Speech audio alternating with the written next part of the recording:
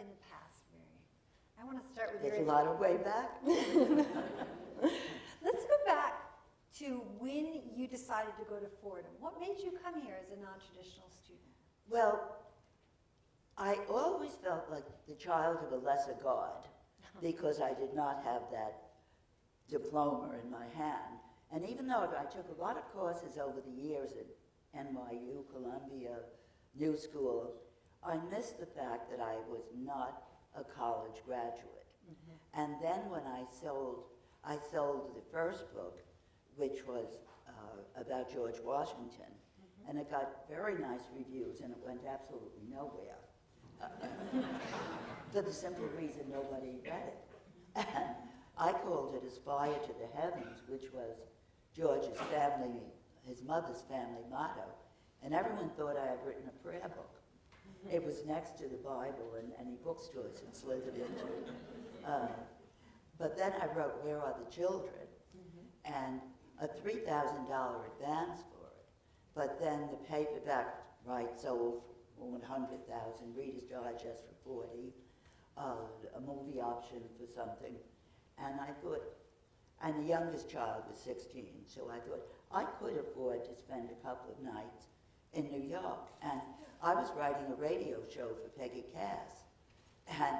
And she told me she was coming to Fordham at night. Uh-huh. And she's an actress. I mean, she's busy and she travels. And I thought if she can do it, I can do it. Right. So I marched myself over in August of 1974 and signed up in Fordham. And you decided to be a philosophy major, rather than an English major, she said. Well, I don't know. I really like philosophy. Oh, lovely allergies, right? The philosophy I had read on my own, I enjoyed the way you think in philosophy. So and of course it has a lot of psychology in it as well, mm-hmm. written into the degree. And that I thought would be extremely helpful as a writer, because mm-hmm. you've got to know the people you're talking about. Right. And their motives.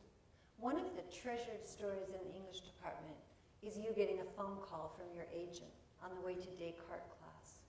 Can you tell everyone about that? I had written the second book, which was A Stranger is Watching. And I had given it to my agent. And I was leaving. I was writing radio shows for, real living. And she phoned at 5 o'clock, just as I was getting ready to come over here.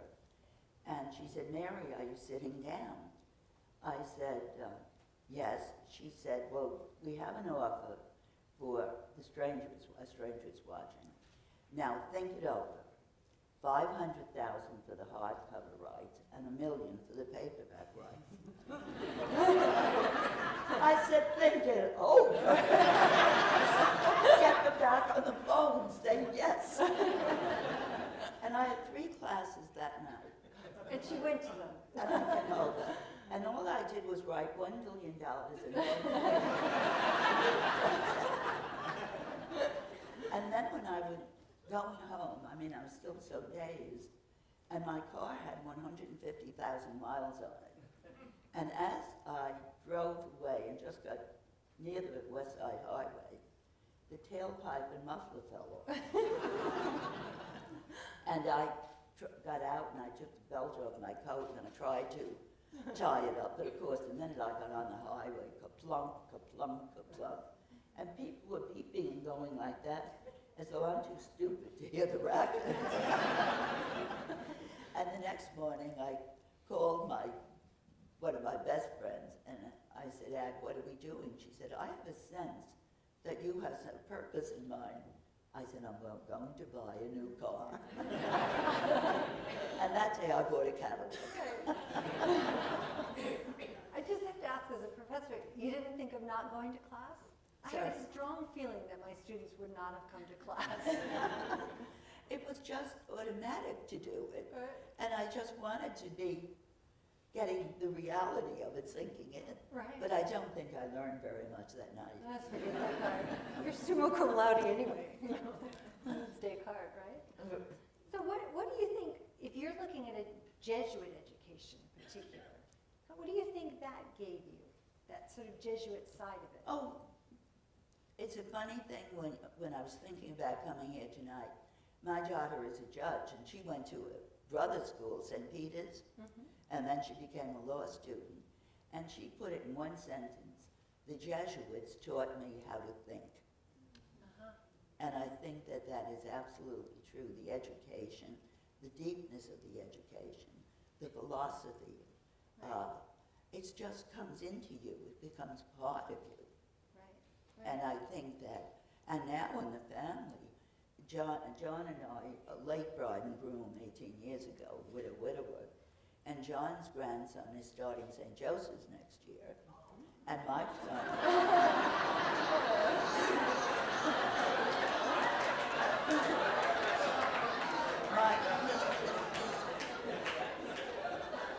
my daughter graduated from St. Peter's, and my grandson just graduated from Fordham. So I think we have followed the steps of a Jesuit education as carefully as possible. Well, I think one of the really interesting things about your books, if we just look at the beginning, because you literally was the first huge suspense writer of your type, and if I remember, didn't a lot of people turn the book down because they said women would never want to read about children dying? This is where... Well, no, Children in Jeopardy. Children in Jeopardy. And what that first book, my daughter, the judge, says, you shouldn't say that because she could sue you. No, she can't sue me. Alice Crimmins in the early 1970s, gorgeous gal. I mean, the pictures were all. They said everybody fell in love with her, the detectives. I knew the judge's wife, and way after he died, she said he thought she was guilty. But she was accused of the deliberate murder of her 2 children, not of going dancing, but of literally killing them. And she was separated from her husband. She lived in a garden apartment out in Queens, and she was she had a lot of boyfriends, and she was beautiful. And the children she locked in the room until she had her coffee, and then she opened the door and they weren't there, her story. And she called her estranged husband and said, Eddie, did you take the kids during the night? He said, what are you talking about? And the dust on the windowsill wasn't disturbed. But she was on trial. It ended up the little girl was found the next day in a lot, and the boy was found a month later. They couldn't even tell how he died. And she was convicted both times, and both convictions were overturned on a technicality. She had served a very little time, got out and married her rich boyfriend, and is living happily ever after. But I thought, suppose an innocent young mother is found guilty of the death of her 2 children. Suppose she gets off on a technicality. Her husband has committed suicide, flees from San Francisco to Cape Cod, remarries, he knows the story, and 7 years later, on her 31st birthday, the children of her second marriage disappear. And I thought, that's a good premise. And it took me 2 years to write it, and then I completely rewrote it before I turned it in for another year and a half.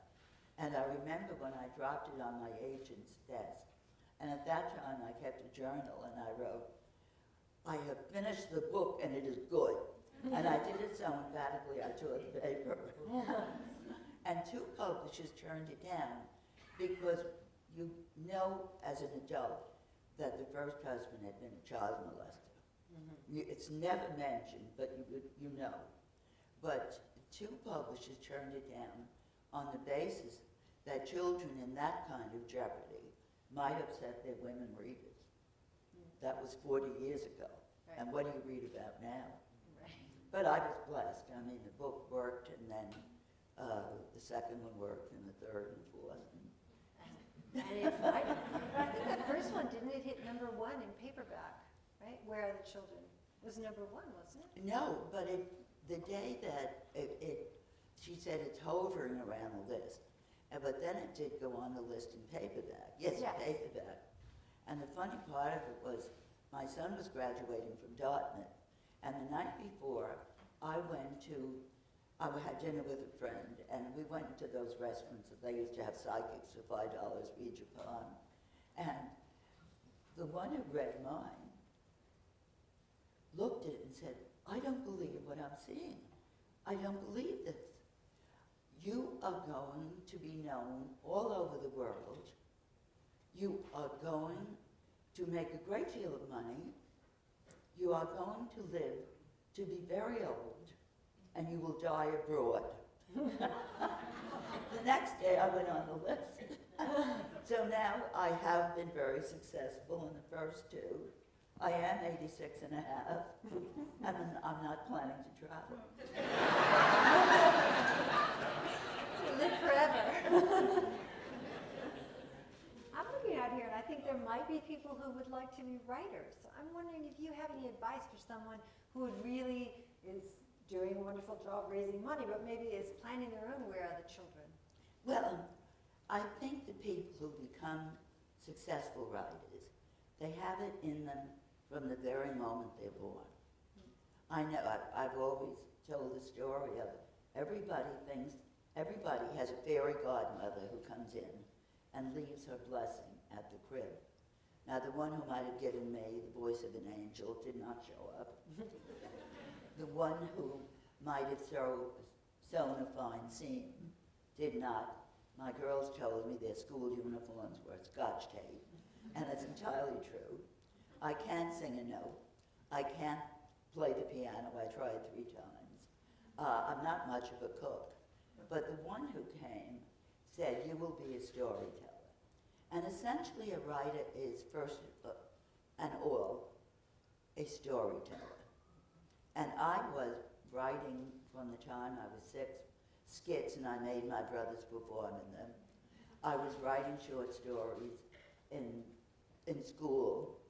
I remember I went back to Villa Maria Academy all those years ago, and I had 15 bestsellers under my belt.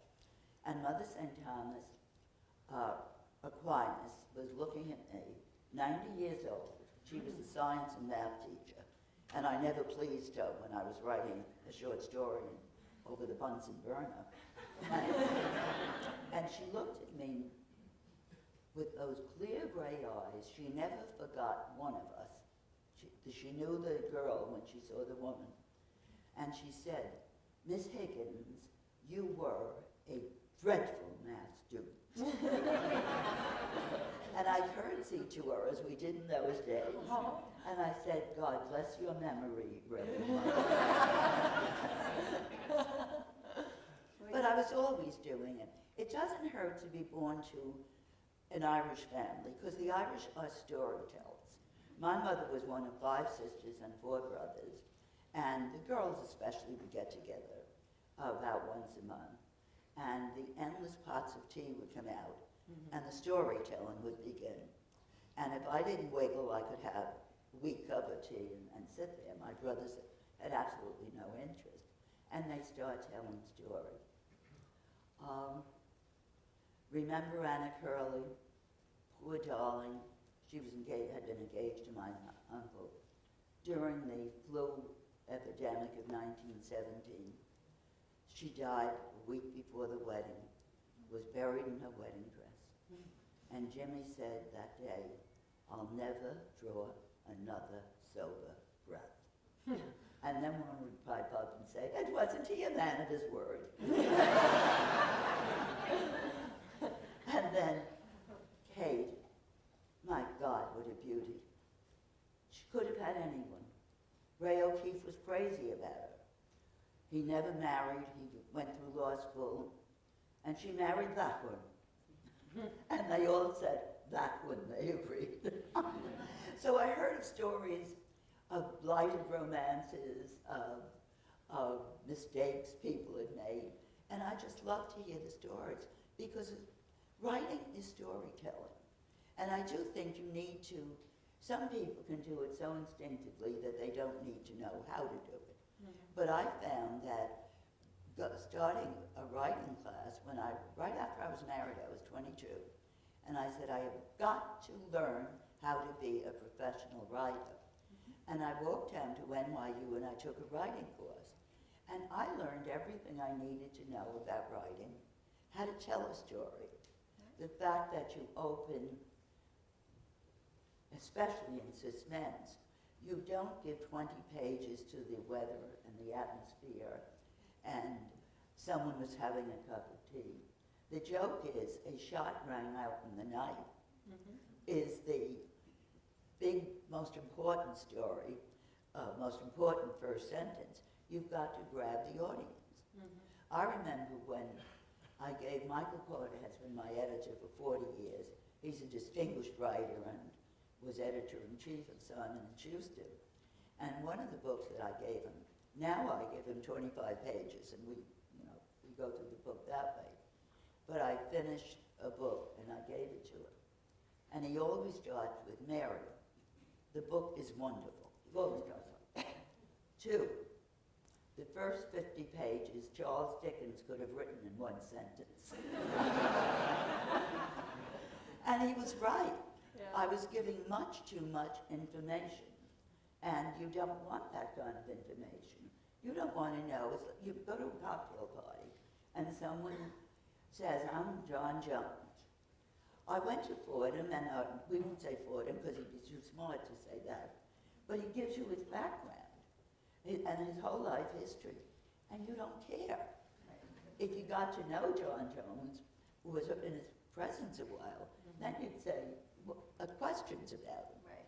And in fact, one, of course my specialty, if you will, is suspense, but one story which suspense writers love is they decided to have the computer write the perfect book. And they analyzed all the books that had been written over the centuries and realized that the most popular, most read ones had to do with the deity, royalty, sex, and crime. And they fed all of these books into the computer, and they pressed the button, and the computer began to write. And the first sentence was, "My God," screamed the Queen, "I've been attacked. Who done it?" You know what I'm hearing here is the importance of timing in the stories that your aunts told you. In this story, there's almost a pause and then the answer. Well, you see, what I like is short chapters. I mean, when you've said what a guy had to say, and leave it with a cliffhanger, then get out of it. Go to the next person. It's that for me has been something that has worked. But it's so important to hear your own voice, and that's why every discipline, whether it is suspense, romance, whether it is historical fiction, whether it's science, hard-boiled detective, the point is to tell a good story, to make your reader stay with you, to leave. And you need to learn how to do that. You need to understand and to analyze other books and under direction, and then you get it. I mean, I read once, I wanted to write like Daphne du Maurier, to tell the story of Rebecca. So a tip I gave to myself was read the first paragraph and the last paragraph of Rebecca, of each chapter, and a synopsis of what was said in between.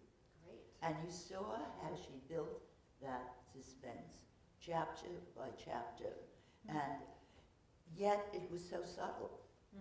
It wasn't slow build. Yeah. It wasn't Mickey Spillane. I shot her in one eye to see the expression in the other.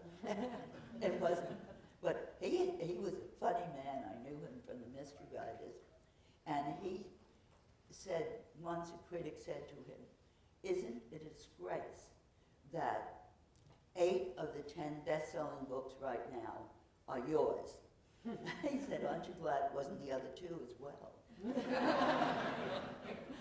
That's great. So I just have to add something.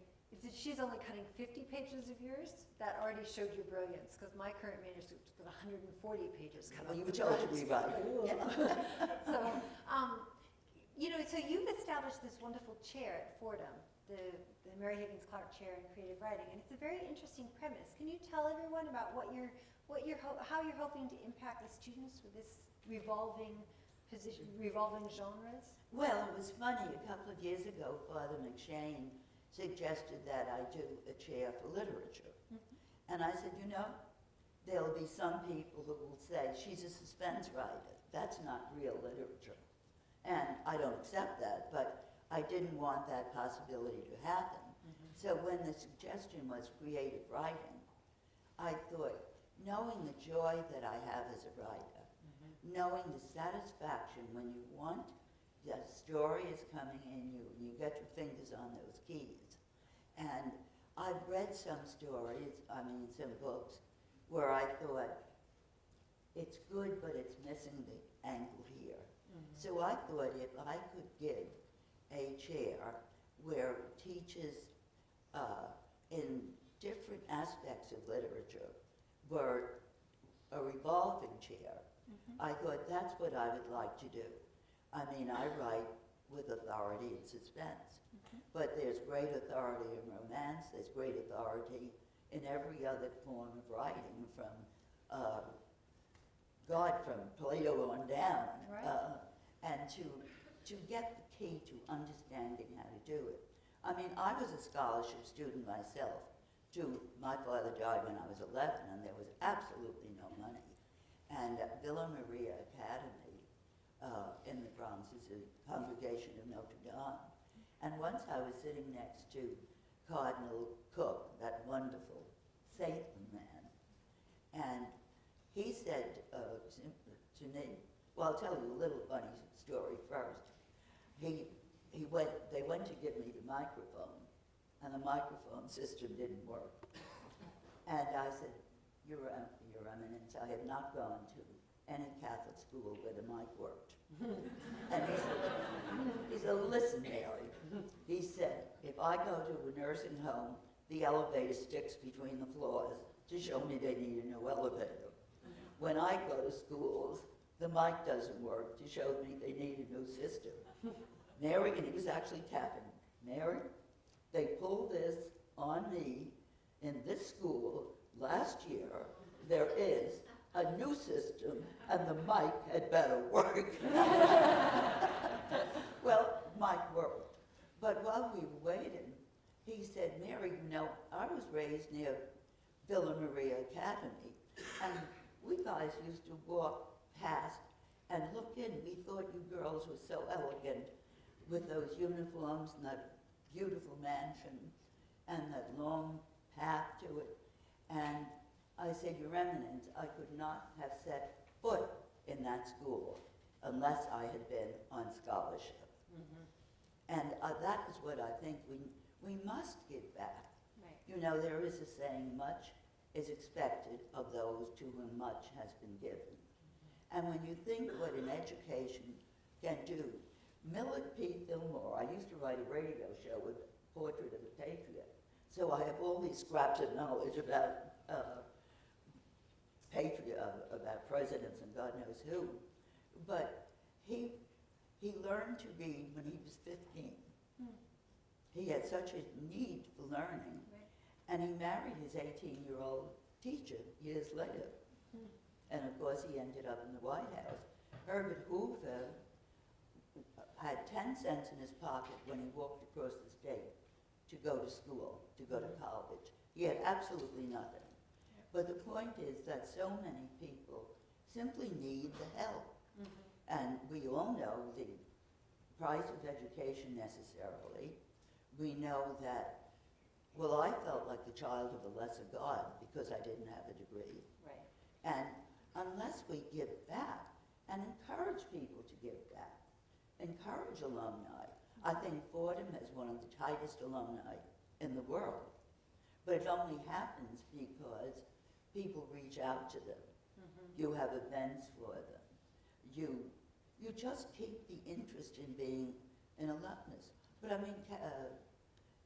Eleanor Roosevelt, she once they gave out candles when she was speaking in a huge auditorium, and then at a certain point they said, would everyone light the candle?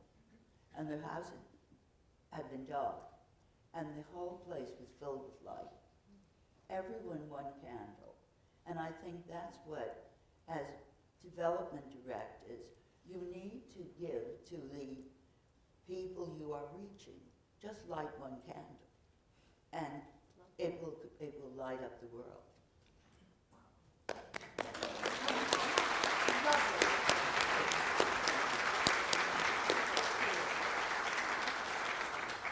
You know, I think we should ask for questions. Really, there's nowhere to go from that.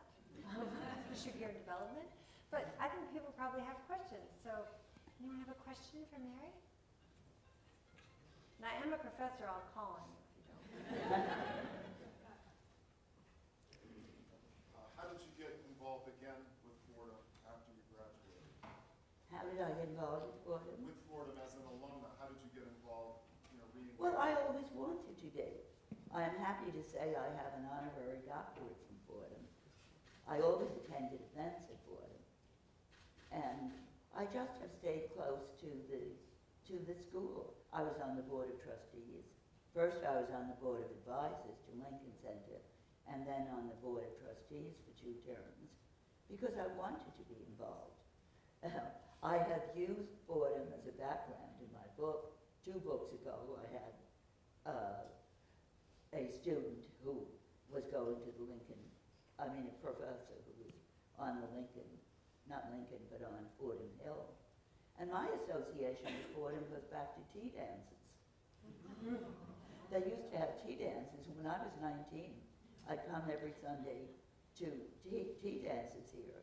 And one Sunday I was coming with a friend, and when I got to her house, she said, Mary, I've got homework to do.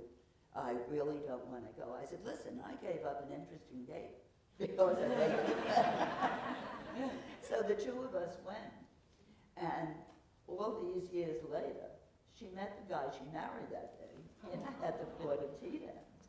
And 7 kids later, and how many years, Joan met her husband that day.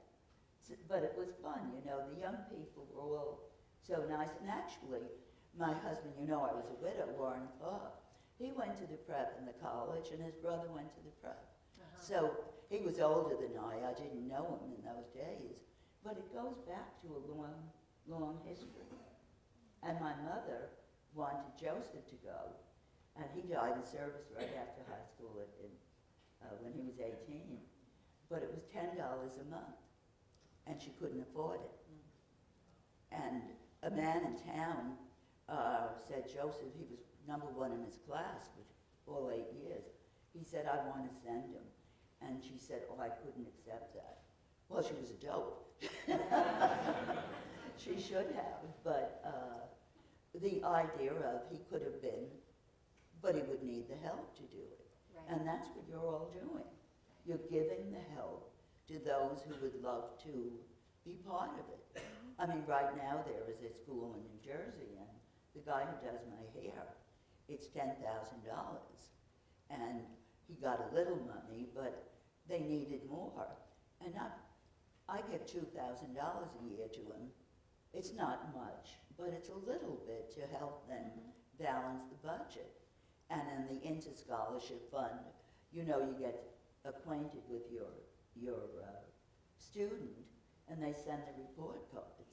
And you see these kids with A minus, B plus, and you realize that if they couldn't go to the Catholic schools, we know not all the public schools, but God knows so many of them have so many problems that and that's not much money at all. I feel everybody can give something. Some people, I've got to tell you this story. Got to tell you. And I won't give a name, of course. But somebody gave $30 million to Princeton. And her son was just starting Princeton. And her brother-in-law said, Meg, if Cooley hadn't been so damn dumb, you'd have gotten away with $10 million. Which went over like a lead balloon, as you can imagine. For she should have waited 4 years to make sure he graduated. She hung that 30 million out there. I think one of the things I'm getting from this, from what you're saying though, is that what was truly successful is reaching out to you, but also with the chair, it really spoke to the achievements you've had in life and making people Well, yes, nurturing. because if I hadn't even started with courses at night and learned how to tell a story, I might have been floundering. I think I would have been. It was just getting to know how to tell a story and getting to know, read the other writers in your genre. But then the difference is the philosophy, the psychology, the logic. Logic is a very big thing for a suspense writer. So I felt the education absolutely grounded me, absolutely. And I still think I would feel like a child of a lesser God if I hadn't done it. Right. But I like the fact that Father Grimes first suggested literature, but then came back with something that really celebrates your career. Oh, sure. And kids who might be rising up who think they have to write literature, but we'll have suspense people in, we're going to have food writer, everyone's very excited. We're going to have every kind, Yeah. but you've got to tell the story.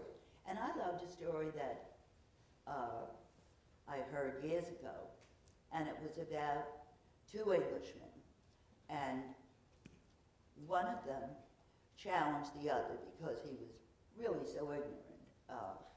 And he said, if you can spend a year alone, I will give you a fortune. And because he wanted to get rid of him, he was a pest when he was trying to read, he was always at the club and everything. So the guy said, I can do that. So he was a week alone. I mean, they were leaving food at the door, but nobody was speaking to him. And he left a note, send me newspapers. Then a few weeks later, send me magazines. Then a few weeks later, books. He wanted more books. He stayed the year alone, and he came out and learned that his friend had a terrible catastrophe with his money. He'd been cheated all of it. And he said, I don't know what to tell you. I don't know how to pay you. I can't give you the money. I don't have it. And he said, you owe me nothing. He said, thanks to you, with Hannibal, I crossed the Alps. With Caesar, I walked the Appian Way. I flew with the mythical birds. And he said, you owe me nothing. And he was absolutely right. That's lovely. Anybody else have a question? Yes? Writing, do you have a favorite character?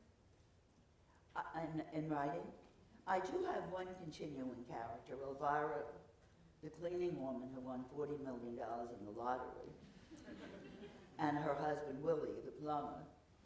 And they kept their apartment in Queens. She took it by the year and saved half of it, and kept the apartment in Queens, just in case the New York State bellied up and couldn't pay her anymore. But now she's solving crimes. And I think there's a little of me in Elvira, and also the lady who lived next door to us when I was growing up in the Bronx, Annie Fitzgerald O'Keefe Potter's Corrigan. She buried 3 husbands and was looking for the 4th maybe 4.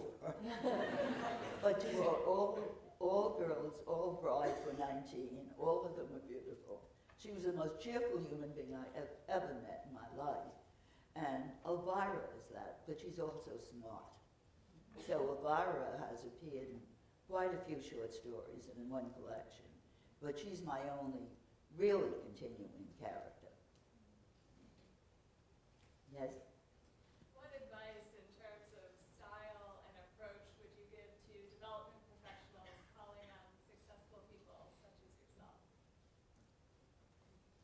Well, I think that we all know there are so many requests and legitimate ones. So when you're approaching them, I think I would take the education part of it, that even if you don't give a lot, if you gave $100 a year, it would mean cumulatively so very much And I think, and it's always good, I mean, St. Fordham has the club where there's a great party in Lincoln Center at Christmas. It's for people who contribute $1,000 a year. And I think that goal is attainable for a lot of people. Some people can't give a nickel, and we all know that. But I think a goal where you're meeting friends. I do think that gatherings like that, maybe not that big, are an incentive to go back, to see old friends, you know, come see your friends. I think that's very important. Most people like to go to a party. They really do. I have said when I die, make it a party. And I've said I enjoy a party so much I'll climb out of my casket to go to my wake. Remember, it's going to be abroad, so you can do it in Paris. One foot will come over. Yes, destination wake. But I do think that the social aspect of raising money is very, very important. And I do think that of course you're going to have big donors. Of course you're going to go to them. You know perfectly well they can afford it.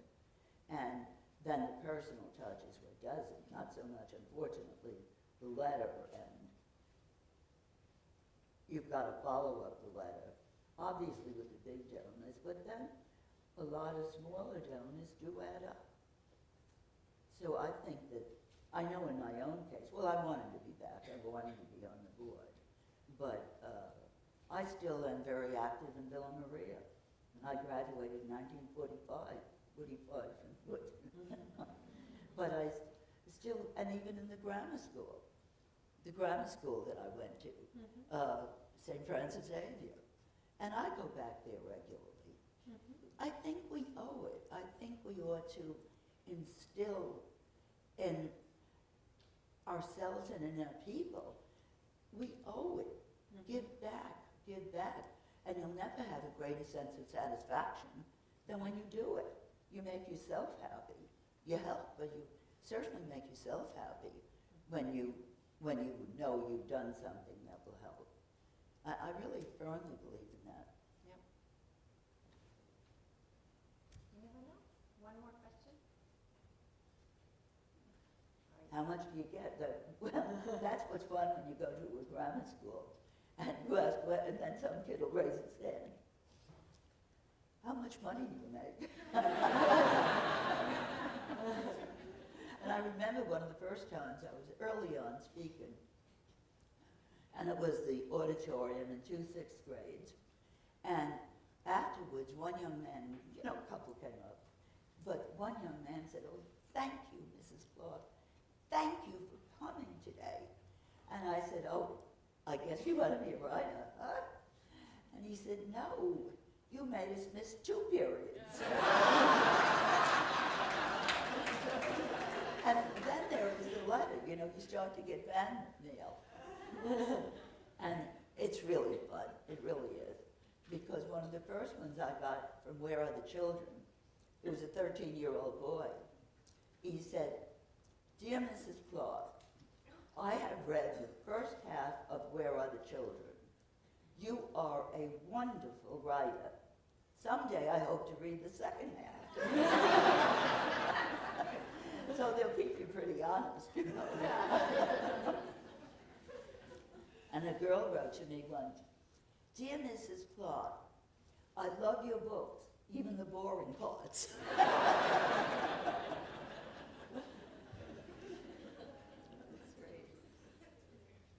Well, thank you very much. This was wonderful. Well, it was lovely to